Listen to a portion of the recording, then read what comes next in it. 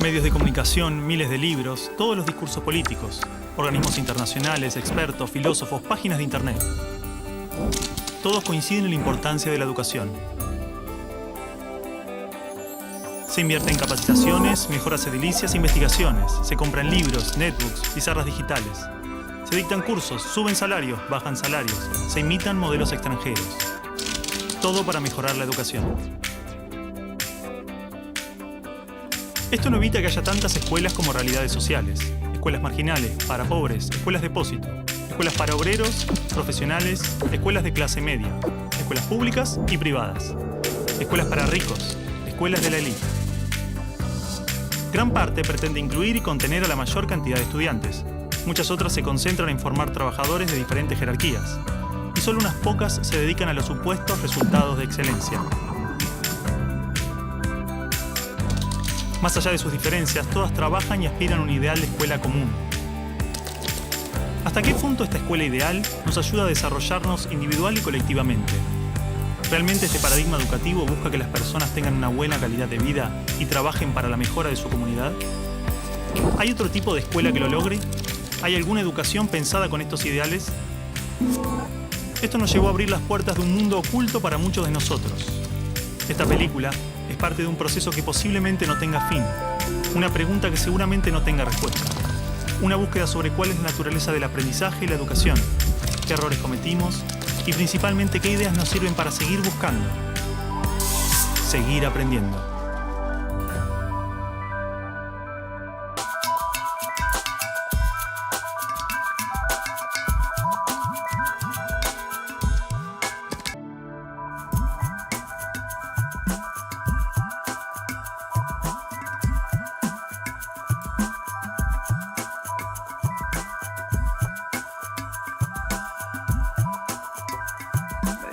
Esto casi no se sabe, pero la educación pública, gratuita y obligatoria fue inventada en algún momento de la historia. Antes no existía. La educación en la antigüedad distaba mucho de lo que hoy entendemos por educación. En Atenas clásica, por ejemplo, no había escuelas. Las primeras academias de Platón eran espacios de reflexión, conversación y experimentación libre. La instrucción obligatoria era cosa de esclavos. Por otro lado, la educación en Esparta era más parecida a una instrucción militar. El Estado se deshacía de quienes no alcanzaban los niveles esperados. Había clases obligatorias, fuertes castigos y modelamiento de la conducta a través del dolor y el sufrimiento. Antiguamente la educación estaba en manos de la Iglesia Católica, por lo menos en el mundo cristiano occidental. Y fue recién en el siglo XVIII, en una época de la historia que se llama despotismo ilustrado, seguramente lo escucharon en el colegio, en donde se creó el concepto de educación pública, gratuita y obligatoria. La escuela como la conocemos nace a fines del siglo XVIII y principios del siglo XIX en Prusia. Con el fin de evitar las revoluciones que sucedían en Francia, los monarcas incluyeron algunos principios de la Ilustración para satisfacer al pueblo, pero manteniendo el régimen absolutista. La escuela prusiana se basaba en una fuerte división de clases y castas. Su estructura, heredera del modelo espartano, fomentaba la disciplina, la obediencia y el régimen autoritario. ¿Qué buscaban estos déspotas ilustrados? Un pueblo dócil, obediente, y que se pudiera preparar para las guerras que hubieron en esa época entre todas las naciones que estaban naciendo. Por ejemplo, Catalina la Grande de Rusia llamó a los enciclopedistas franceses a preparar esto mismo. Diderot, uno de los más famosos, estuvo allí para armar este paquete, ¿sí?, formador, no de ciudadanos, sino que de obedientes súbditos de estos estados.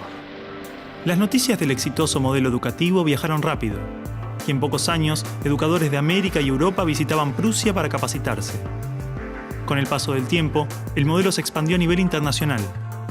Muchos países importaron la escuela moderna con el discurso del acceso a la educación para todos, elevando la bandera de la igualdad, cuando justamente la esencia misma del sistema provenía del despotismo, buscando perpetuar los modelos elitistas y la división de clases.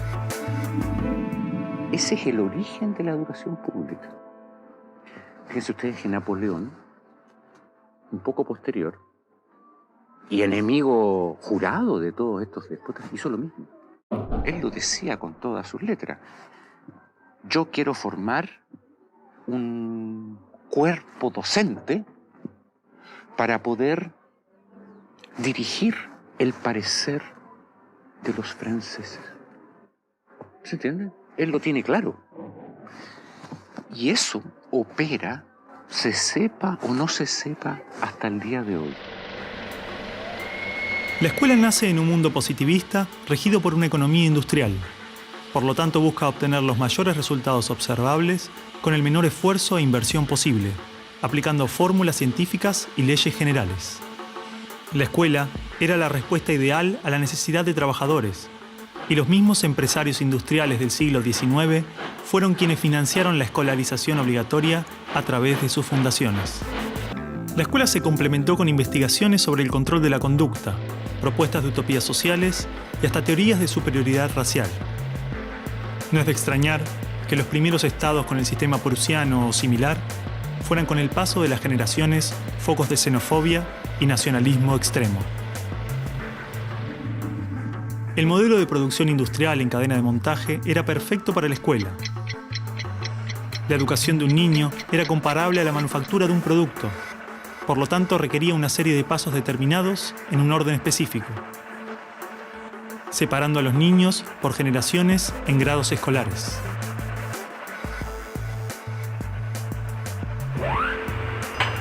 Y en cada una de estas etapas trabajaría sobre determinados elementos, contenidos que asegurarían el éxito, pensados minuciosamente por un experto.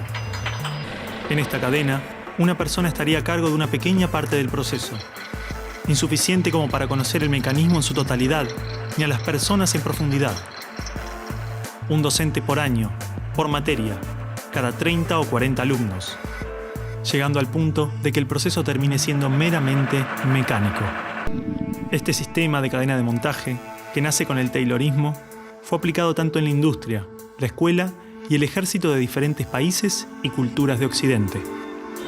Hasta hace pocas décadas la escuela tenía estas cosas de cuartel y de asilo. Incluso el recreo termina con un timbre anónimo, no humano, que indica a los niños que deben adiestrarse poco a poco para pararse en una determinada baldosa detrás de determinada cabeza para formar una fila, generalmente de menor a mayor.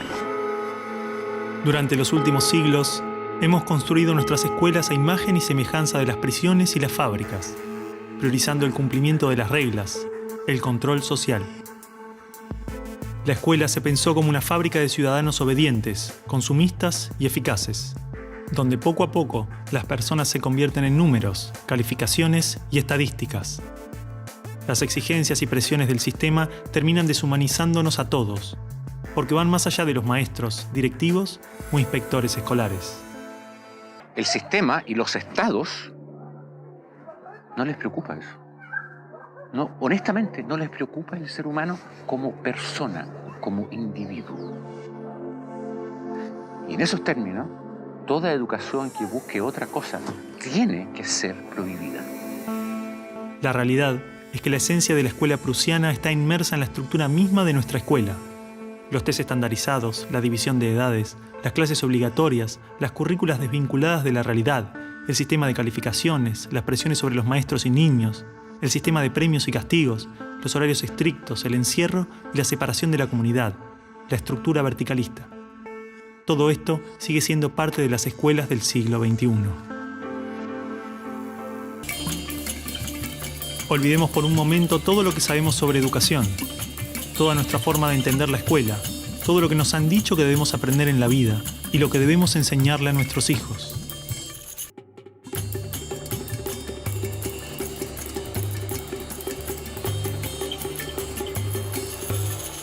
Empecemos de nuevo.